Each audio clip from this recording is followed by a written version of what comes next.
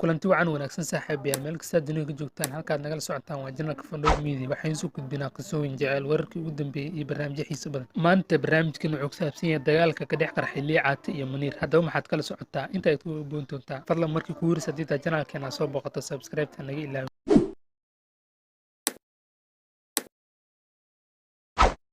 labadan wiil ayaa muddo badan saaxiibo ah halkaas ay ku noolaayeen dalka Kenya waxayna barta YouTube ka mid daali jireen dadyo badan waxayna lahayn taageero fara badan oo ku xiran balse markii dambe waxay u soo digaragteen dalkan iyo Malaysia hase yeeshee waqti badan ay soo wada shaqeeyeen waxay markii dambe isku fahmi waayeen barnaamijyo soo kala dhexgalay khilaafyo soo kala dhexgalay awgeed waxay muddo isbuucyo ah ka maqnaayeen bartooda ay ku leeyihiin YouTube-ka balse khilaafkan oo Stevenada awgeed Liicaate waxa uu go'aansaday inuu ku guuro hoygii ay isla deganaayeen Muniir waxay asxaab ku dhadhow noo xaqiijiyeen in dagaalkan muddo badan uu soo jiray uusan hadda soo bilaaban waqtiyadaas badan waxaa xalinaya asxaabta Liicaate iyo Muniir u dhadhow siiba arrimaheena balse nasiib darro waa ay ku guuleysan waayeen in khilaafka ugu dambeyn ay soo afjaraan Liicaate ayaana soo bandhigay gurigiisa cusub